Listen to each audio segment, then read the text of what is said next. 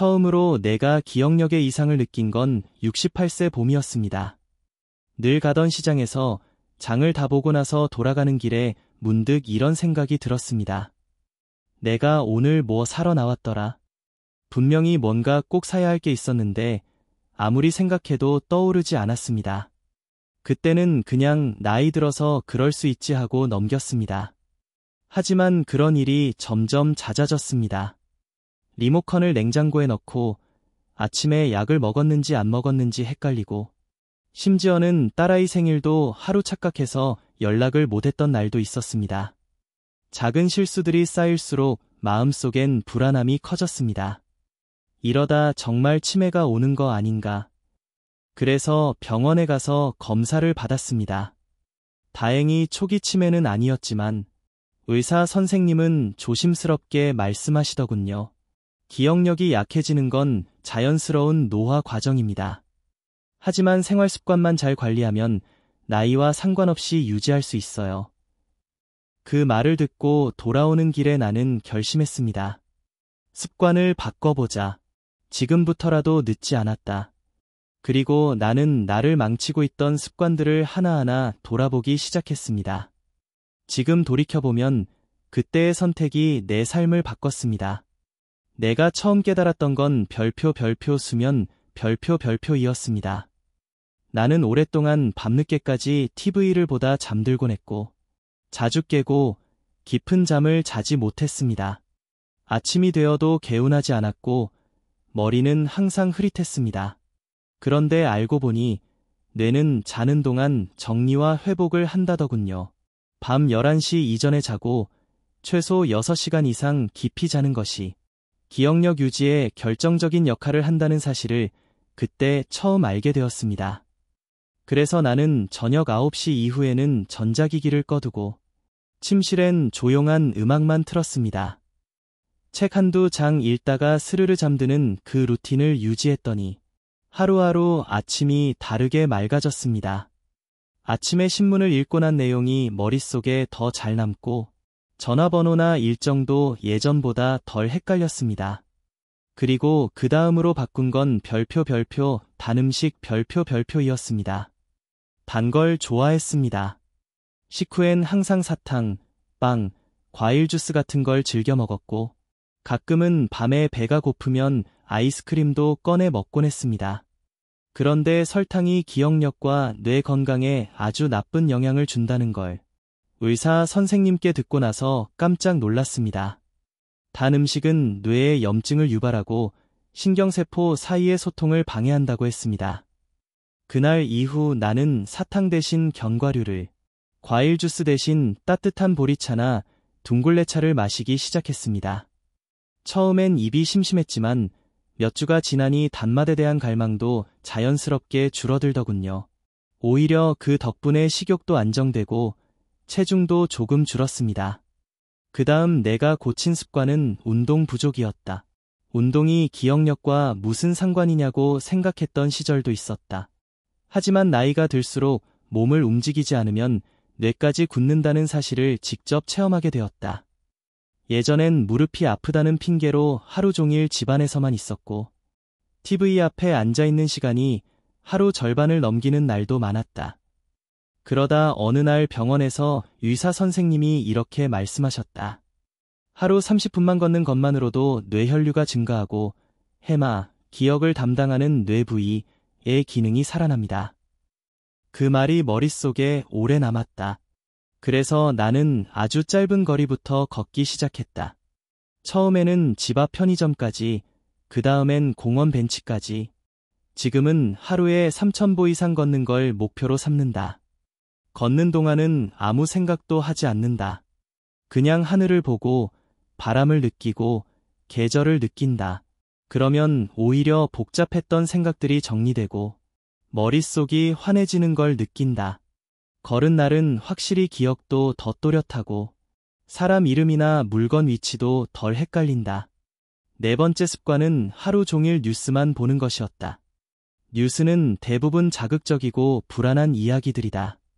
전쟁, 사고, 정치 싸움, 범죄, 그런 내용을 반복해서 들으면 머리는 끊임없이 긴장하고 감정은 불안해진다. 그 스트레스는 뇌를 지치게 하고 기억을 흐릿하게 만든다. 나는 과감하게 TV 뉴스를 끊었다. 대신 좋은 책을 읽거나 오디오북으로 편안한 이야기를 들었다. 한 번은 지혜로운 할머니의 에세이를 들으며 잠들었는데 아침에 눈을 떴을 때 머릿속이 참 맑았다. 그리고 그런 날은 기억도 더 잘 떠올랐다. 5번째 습관은 해야 할 일을 머릿속에만 기억하는 것이었다. 예전엔 메모를 잘 안 했다. 그까짓 거 외우면 되지 하며 다 외우려고 했지만 있는 일이 많아질수록 자책감도 따라왔다. 그게 스트레스가 되었고 다시 기억력을 떨어뜨리는 악순환이었다. 그래서 지금은 무조건 메모한다. 아침에 일어나면 오늘 해야 할 일을 다이어리에 적고 전화할 사람, 사야 할 물건, 약 먹는 시간까지 다 쓴다. 그게 머릿속을 비워주고 기억력을 보조해주는 역할을 한다. 그리고 체크할 때마다 성취감도 느껴진다. 6번째는 바로 대화 부족이었다. 혼자 지내는 시간이 길어지면서 점점 말수가 줄었다. 말을 하지 않으면 생각도 줄고 표현도 줄고 결국엔 뇌가 느려진다는 걸 직접 경험했다. 그래서 요즘은 매일 한 사람 이상과 통화하려고 한다. 가족이든 친구든 동네 이웃이든 짧은 안부 인사라도 목소리를 내고 감정을 나누는 것.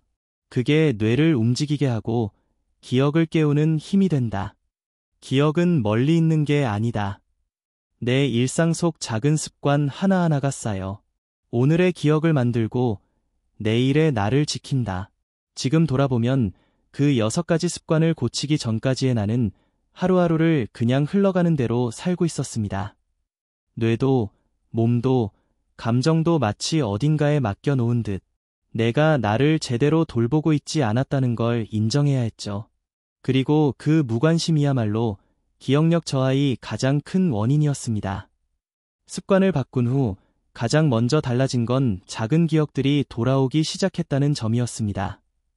문득문득 떠오르던 이름, 잊어버렸던 약속, 장을 보며 놓쳤던 물건들, 그런 것들이 점점 줄어들더니 지금은 메모 없이도 자연스럽게 떠오르는 일들이 많아졌습니다.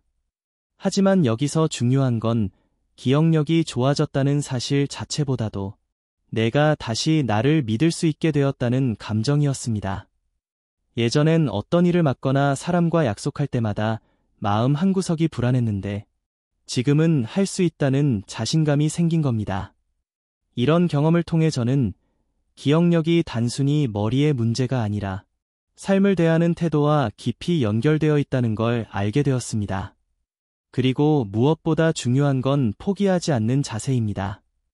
주변엔 이 나이에 뭐 어차피 다 잊어버리지 하며 스스로를 내려놓는 분들이 많습니다. 하지만 저는 말하고 싶습니다. 지금부터라도 늦지 않습니다.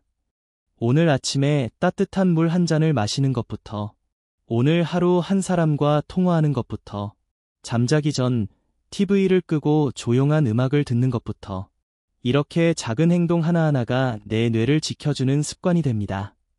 지금 내가 하는 말, 지금 읽고 있는 이 문장, 지금 떠오르는 추억 하나가 오늘의 뇌를 자극하고 내일의 기억력을 만들어줍니다.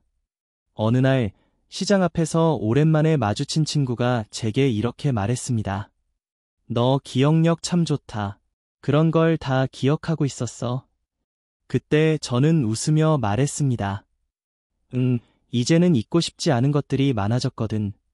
그게 바로 기억을 지키는 힘입니다. 좋은 것을 더 오래 기억하고 싶은 마음, 소중한 사람들과의 시간을 더 오래 간직하고 싶은 마음, 그 마음 하나면 우리는 매일매일 조금씩 더 또렷해질 수 있습니다. 기억은 멀어지는 것이 아니라 내가 지키고 싶어 할 때 다시 돌아오는 것입니다. 오늘도 지혜로운 하루를 살고 계신 여러분의 기억이 따뜻한 말 한마디, 한 끼의 식사, 한 번의 미소로 오래오래 머물기를 바랍니다. 감사합니다. 기억을 지키겠다고 결심하고 작은 습관을 하나씩 바꿔가던 어느 날 저는 문득 이런 생각이 들었습니다. 나는 지금 기억을 위해 사는 걸까? 아니면 삶을 기억하기 위해 사는 걸까? 기억이란 게 단순히 정보 저장이 아닙니다. 그건 삶의 조각이고 나의 역사이며 나를 구성하는 재료입니다. 그래서 잊는다는 건 단지 어떤 사실을 떠올리지 못하는 게 아니라 내 삶의 일부가 천천히 흐릿해지는 과정이기도 합니다. 그래서 저는 어느 순간부터 기억을 지키는 것, 삶을 다시 쓰는 것이라고 여기게 되었습니다. 매일 일기를 쓰고 지나간 사진을 꺼내보고 친구에게 예전 이야기를 꺼내며 웃는 시간, 그런 순간들이 하나둘 늘어났습니다. 그리고 신기하게도 그럴수록 기억은 더 선명해졌습니다. 아내와 함께 예전 여행 사진을 꺼내보며 여기 기억나? 우리가 첫 기차 여행 갔던 곳. 이건 딸이 초등학교 졸업하던 날이잖아. 그렇게 이야기를 나누다 보면 잊었다고 생각했던 장면이 다시 살아나듯 눈앞에 펼쳐졌습니다. 그리고 깨달았습니다. 기억이란 건 혼자는 완성되지 않는다는 걸. 누군가와 함께 기억을 나누고 꺼내고 되새길 때 그 기억은 더 단단해지고 오래갑니다. 그래서 저는 이제 일주일에 한 번은 기억의 날을 정해 자식들이나 친구들과 통화하거나 예전 편지를 꺼내 읽거나 앨범을 펼쳐보는 시간을 가집니다. 그게 뇌를 위해서도 좋지만 무엇보다 내 마음을 따뜻하게 데워주는 시간이 됩니다. 또한 저는 감사하는 습관이 기억력을 높이는데 큰 역할을 한다는 것도 경험했습니다. 아침에 눈을 뜨며 오늘도 무사히 일어났구나, 고맙다. 점심을 먹고 나서 이렇게 잘 씹고 삼킬 수 있어서 다행이다. 밤에 잠자리에 들며 오늘 하루도 기억할 만한 하루였다. 이런 작은 마음의 고백이 하루를 정리해주고 감정을 안정시켜주며 다음 날의 집중력을 끌어올려줍니다. 누군가는 말할지도 모릅니다. 그런다고 기억력이 좋아지겠어? 하지만 저는 분명히 느낍니다. 그런 태도가 쌓이고 쌓여서 결국 뇌뿐 아니라 나 자신을 되찾는 과정이 된다는 거려. 기억은 훈련이 아닙니다. 그건 애정이고 관심이고 사랑입니다. 내가 무엇을 소중하게 여기느냐에 따라 기억은 더 오래 머무르고 더 밝게 빛납니다. 그래서 오늘도 저는 내 삶을 기억하고 싶습니다. 내 사람들을 기억하고 싶고 내가 걸어온 길을 기억하고 싶습니다. 그 기억들이 모여 지금의 나를 만들고 내일의 나를 또 만들어줄 테니까요. 감사합니다. 지금까지 함께 기억해 주셔서 그리고 여러분의 기억도 언제나 따뜻하고 단단하길 바랍니다.